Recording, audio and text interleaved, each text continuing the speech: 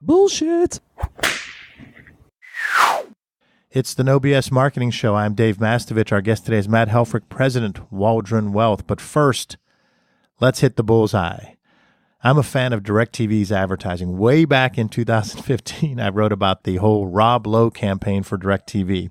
The current campaign includes the message, DirecTV has been number one in customer satisfaction over cable for 17 years running, but some people still like cable, just like some people like banging their head on a low ceiling, being rammed by a shopping cart, and having their arm stuck in a vending machine. Woo! The DirecTV ads are memorable, but are they reaching their key target audiences? Maybe. They sell against cable, which might work for some audiences, but not so much with others. In 2017, 22.2 million U.S. adults cut the cord on cable, satellite, or telco TV. Telco TV, think Fios. That's up 33% from 16.7 million who cut the cord in 2016. Younger audiences continue to switch to either exclusively watching video or combining video with free TV options. Nearly 200 million U.S. adults have traditional pay TV, which is down 2.4% from 2016, and is projected to drop to about 180 million by 2021. Here's the dilemma. The number of pay TV users 55 and older is projected to rise, but for every other age cohort, it will drop, with 30% of American adults not having pay TV by 2021. But that still leaves 70%. So DirecTV's ads might be working with the older demographic when selling against cable, but the younger audiences, despite enjoying the creative ads based on memes created, social media activity, and other buzz measurements, those young people might not be choosing DirecTV.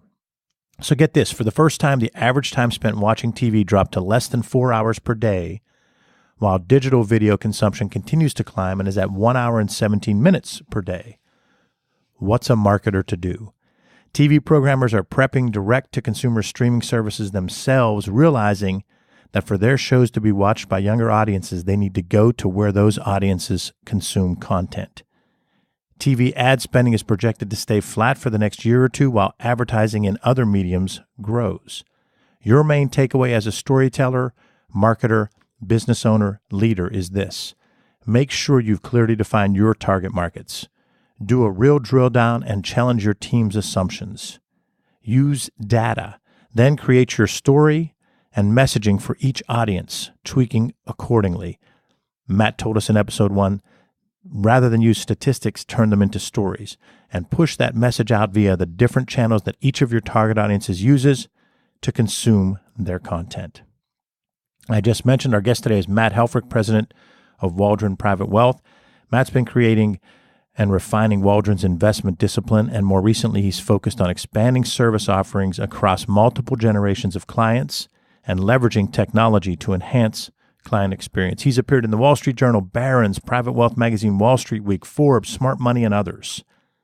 In our first episode, he talked about 3 mentors who've made a big impact on his life. John Waldron, he's currently working with, John Irvin, the man who introduced him to John Waldron when he ran into Matt at a gas station after Matt interned with him. And then Andy, I'm not sure, is it Putterman? We'll check on that when we get Matt back on from the DC area, who does a lot on the strategic side. So he walked through the importance of leadership and communication and those mentors. He also talked about some of the core beliefs that he has. Speak in plain English, don't use jargon. Empathy, care and listen. Listen actively, not passively. Don't be planning what you're going to say while someone else is still talking. Do what you say you're going to do and follow up. He talked about all those core beliefs. He talked about his internship leading to a mentorship and how relationships have to continue and how that's helped him throughout his career. Matt, welcome to episode 2 of the No BS Marketing Show. Thanks, Dave. Great to be here. Well, maybe you won't say that as much now after the first question of episode 2 is you get to tell us when you were a BSer, when maybe you were a difficult employee, a tough boss, maybe you didn't communicate as well as you could have or listen as well as you could have. Something you learned when you weren't the best Matt and you were a bit of a BSer? What did you learn from it? How did you fix it? And how might that help our listeners? Yeah, and I think this kind of ties a little bit to what we talked about in the first episode. So I would say it's probably that 2008, 2009 period when, as you and I were talking about, it wasn't the best time for the economy. It wasn't the best time for financial services. And, there's a lot of fear running rampant with, is the financial system going to melt down? So if I think back, the 2008, 2009, I was, 27, 28 years old. So I had enough experience to think I knew something, but not enough experience to really boil it down and be able to relate to people. And I think that it was that point in time when, tensions were running high. Client, at the office, because, obviously revenue is declining. Tensions are running high with clients because they're concerned that, is financial Armageddon occurring? And, tensions are running high because newer clients are afraid to do, or potential clients are afraid to do anything. And I think the biggest thing, I'm not my best. I don't think anybody was really at their best at that time period. But the advice I got is you got to be empathetic. You got to boil it down. Don't quote statistics. Don't hide behind numbers. At the time, everyone loves to quote percentages, but, John Waldron said, don't quote percentages, quote dollars. Don't tell them they're down this percent. Tell them they're down this dollar amount. Just rip the Band-Aid off, give them the bad news, be empathetic and work through it, as you move forward. And I think that's the best advice because, for me, at the time, I wasn't listening, right? I was just, you're managing 100 projects at once. You're not stopping and thinking about you're not stopping and thinking about what you can do to relate and be that more personable, more understanding person. And you're sort of hiding behind, not really hiding, you're sort of talking behind statistics and numbers. And at that point, people don't want to hear that because people aren't trusting statistics and numbers anymore because institutions people thought weren't going to fail were failing. So at that point, trust was lost. So, what I had to do is do things to, that our firm can earn back or continue to earn the trust of our clients. You talk a lot about core beliefs that you have personally, and then you talk a lot about culture. And I do want to spend some time because you graciously invited me to tour your awesome headquarters, and I'm impressed with how you convey the culture, what I call cultural storytelling. Talk a little bit about what the big idea is at Waldron and how you communicate that to everybody so they live and breathe that mission and vision values. Yeah, it's funny. We just had a town hall last week. I do town halls every month or so. Do frequent lunches where I try to get different employees from different groups together. So every week I'll do a lunch with 3 or 4 people that otherwise wouldn't be eating lunch together, where we can sort of sit down, break down what's going on, shoot the stuff and talk about where the business is, where our challenges are. And I think that the reason why I'm giving an intro, I think that's important, is we don't make anything. I don't produce widgets. I don't manufacture parts. Our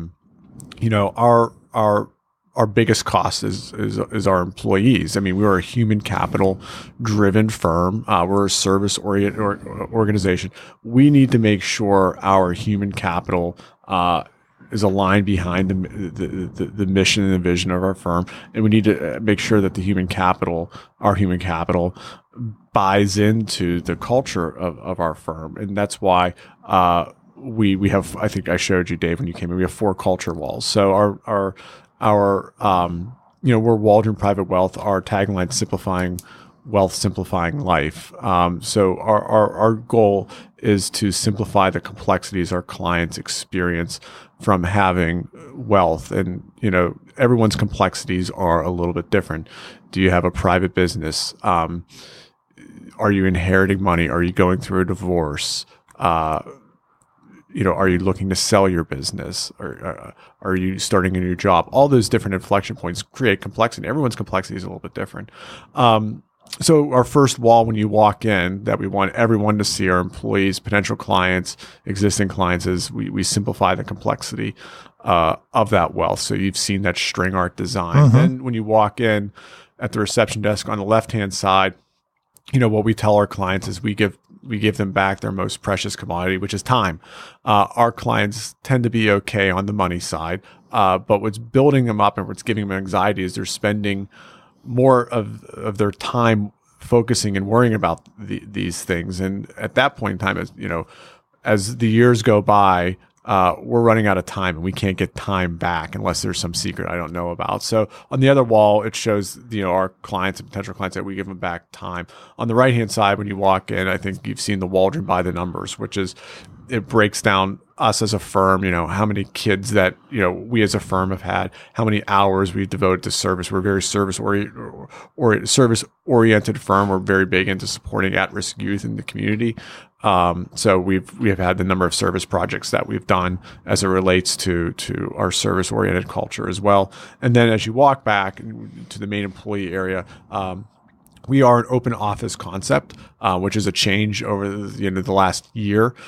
We did build a new office. We were a culture before that we were all in our own separate office, very traditional financial services model where everyone has an office, with a desk, with a little table. And, we kind of blew that up. And so no one has an office right now. I don't have an office. I have a standing desk in the middle of our space where all of our team members are. And we all look at our fourth wall, which is our team member wall, which goes through the why behind what Waldron is. So we call it the why behind Waldron, where we give the mission of the firm and we talk about our core values. We're all entrepreneurs. We're driven to serve. We're a team-based environment, and along all those various messages that we have there, we have the picture of every single employee at the company. So when an employee comes, we get their picture taken. We've actually beated around talking about this. Do we have every employee on our website? Right? Do we have front office, back office operations? Do we put every person on our website? And we say, yeah, that's important to us because everyone from the person that is at the front desk when you walk in to the person that is doing client, cashiering operations, to the person that's the entry level, investment analyst, to the guy who's making sure the lights are coming on, the computers are running. Everyone's really important, valuable member of our team. So we have everyone up on the wall. Everyone's on our website. Everyone is on the ship driving to get us to that common purpose. So that's why culture is incredibly, whether, I believe I was employee 7 or 8, we're up to 43 employees, 44 employees now along the way. And so, that's the first thing when people come in fact, when I leave here, I'm going and I have a sit down with 3 of our newer employees to talk about our value proposition and the why behind Waldron. So I have a half-hour sit down with our 3 newest employees. That's how important it is to us that we sit down and have these conversations. That's Matt Helfrich of Waldron. He's here on the No BS Marketing Show. I'm Dave Mastovich. Let's touch on a couple of those. So one of the things that you mentioned is you mentioned the number of kids that you've had, that the employees, so you show the family-oriented, and then you talked about the community outreach. Talk about this family aspect and the community outreach and give a little more about how you've infused that into the culture.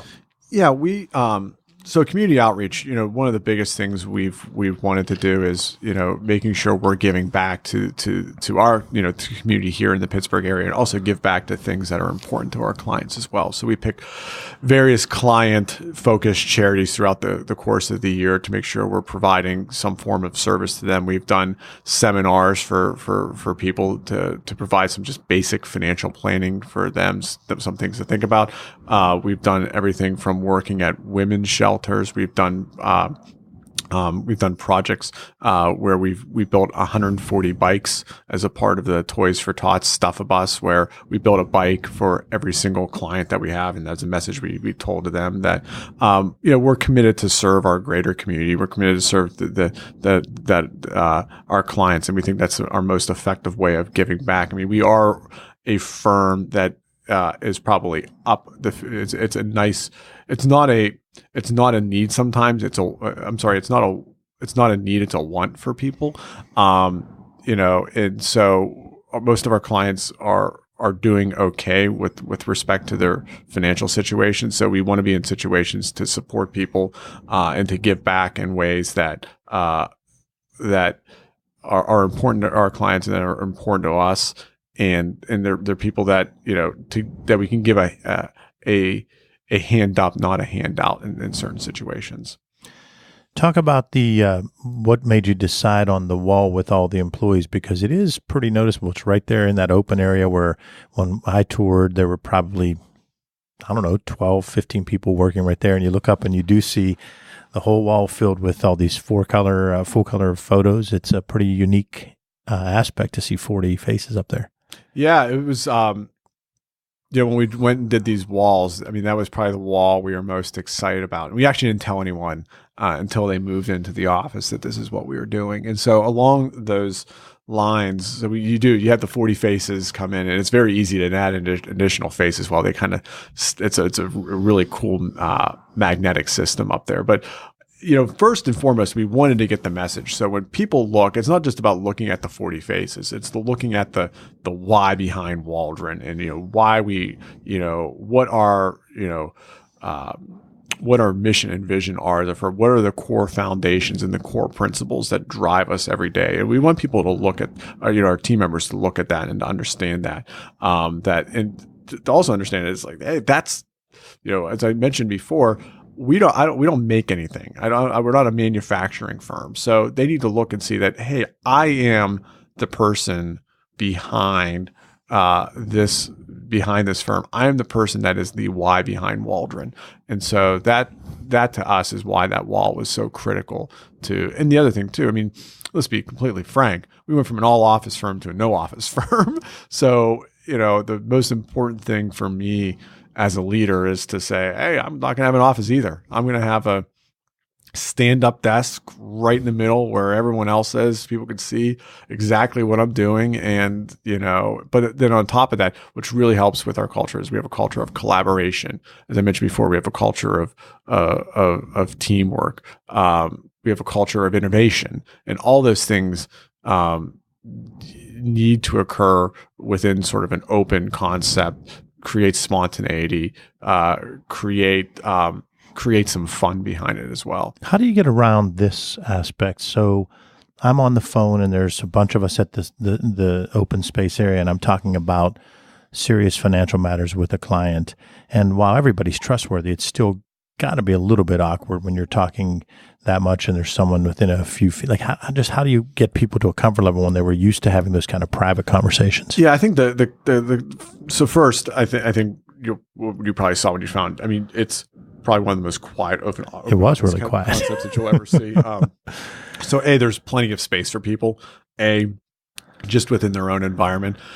We have a white noise that's pumped in throughout the course of the day that crescendos at peak times of the day, so that there's that component of it. We gave people technology. We gave people a budget for some technology to make their phone experience, better, more palatable. I don't have a phone, so everything comes through my mobile phone, and I have those nicer sort of earbuds that you put in. So I have a really good phone experience, actually a better phone experience than when I had the old, handheld phone. Well, this is the kind of stuff I love to hear, though. Tell me what that product is. Oh, because you've done the research. Yeah, so you could probably help our listeners and even me. I use the Beats earbuds, the Beats ones that you see. I'm not an athlete by any means, that you see the athletes sometimes come in on, but so the Beats, Power Beats earbuds, and then from a microphone standpoint, though, when you're talking on the phone, Beats are really good too. Okay, yeah, it's got a microphone. They're really good. I've tested it a number of times. And then the other thing too, we have a lot of space where people can just sort of duck out. So there are offices, they're just not dedicated offices. So if you really need to have a private phone call, there are shared offices along the side where you can duck it and have a private phone call and do a private phone call as well. So there's places for. Tell me a little bit more about the white noise. I found that pretty interesting. You pump it in. Yeah, you only notice it if you stand there and put your ear up and listen for it. But it's funny. In the time I've been there, I've never. If you structure your office space correctly, and you think about, we did lots of testing of things, and we did lots of testing of space size. We did focus groups within. I mean, it was a major cheese moving decision for us as a firm to go from all offices to no office. I'm not going to lie. People did not like it when we started. There's a lot of people that did not like it when we started. I was even a little bit, okay, we'll see how this goes. But it's I would not change it for anything at this point. I mean, it is the whole privacy thing, I think, sort of goes away when you're like, oh, there's an office over there. There's probably more times I'm not in an office having a private phone call than I am. And the other thing too, I can be having a phone call with a client or a potential client on the phone, and again, as I mentioned before, all clients have a sort of a 4-person team aside to them. Client may ask me a question. I'm not going to, as I said before, I don't know all the answers. That's the other thing too that I've probably learned in life is, it's okay to not have all the answers. And sometimes a client will ask me a question. I'll say, that's a good question. Let me check with so-and-so. They're there right now. I'm going to walk over and ask them right now. So I'll walk over and say, hey, Bob, I have so-and-so on the phone. They have this question here. Could you give me the answer to it? And, Bob, I can see Bob's unavailable. Bob will give me the answer and I'll give it to the person on the phone. They're like, oh, that's great. That improves client experience right there. Instead of saying, I don't know, I'll email Bob. I don't know if Bob's in. I don't know if Bob's going to get back to me. I look and say, oh, there's Bob. I'm going to run and, Bob, I can see Bob's not on the phone. No one's at Bob's space. Let me go see if I can just pop in and talk to Bob and ask Bob this quick question here. It also creates that collaboration where, I could sit here, look and see, oh, I'm working on, this project with Bill. I'm going to walk over and ask Bill what's going on with this. It creates a lot more fluidity as you go through your work environment, because you're not, so much of our time now is spent like, I'm going to email so-and-so. Hopefully they get back to me and email me back. And you sort of spend all this time in this sort of sterile in-office culture of emailing, waiting for an email back, picking up the phone, calling it, pick up the phone and calling upstairs versus just walking over and having a conversation and sorting things out. I think it's made us much more effective as an organization and as a team. Matt, give our audience a tool you use to help you become more productive or to help you communicate better. It could be anything. Evernote. There we go. It's Evernote. quick. Yeah. I'm a big Evernote fan. I take my notes on Evernote. I do my follow-up on Evernote. I think you and I have talked. I love the deleting stuff off. I'm a big list guy. I also like, be honest, I like paper and a pen, just making a list. I'm big list oriented. I'm big writing stuff down, I'm big typing stuff out. Even right down to before I go into a meeting, I like typing out just instead of typing out, formal long form dissertations. I like just putting my key 3 messages that I want to get, just getting it down on paper or getting it down virtually. When you use Evernote, are you 95% on the phone and 5% on your laptop, or how do you break it out when you're using Evernote? Phone and laptop. What's your guess when you do more of it? Probably my phone, just because I'm not always at my desk on my laptop. So if I'm, on a plane, or if I'm if I'm waiting out in a waiting room, I think of something, I'll just bang it out as a quick note in Evernote. What's your Evernote power tip? Because I use Evernote and I'm probably barely scratching the surface. What's 1 or 2 ways you use it that there's a function on there that may not be obvious to our listeners? Because I'm sure a good portion of them use Evernote. I'm a very novice person, and I think my power tip is to not overcomplicate things and to use it how you use it to make yourself effective. I've tried getting into these. Back when I first got Evernote, I got into this sort of Evernote kick where I was going into, Googling and going into forums and talking to people and really leveraging and, adding pictures and adding, but to me, use it for how you want to use it to be effective for you. Don't use it for how other people found it, because sometimes you get caught in this rabbit hole of trying to optimize everything you do. Do what works for you. The other one other piece that I use for presentations, and I'm a big fan of not overcomplicating presentations, but when I do our big annual annual internal presentation to our company on, what's going on during the year, what are our initiatives for the next year, I use Prezi, Prezi. It's I find it to be a very effective presentation software as well. A little bit more effective. It's good for storytelling. A little bit better for storytelling versus a Microsoft PowerPoint has PowerPoint-like functionality to it. I use Prezi as well. Prezi for presentations. I use Evernote for my own personal tracking. I'm sure there are other more effective ones out there, but you got to do what's effective for you, and not as probably my message. I try not to overcomplicate things. The last question is kind of a catch-all of everything. Was there anything you thought I'd asked you that I didn't? Is there anything else about your leadership and communication philosophy you'd like to expound on? Yeah, I think, one of the biggest components of who I am, and I think it's worked well for me with clients or with my team members, with, my employees, is I'm unabashedly transparent.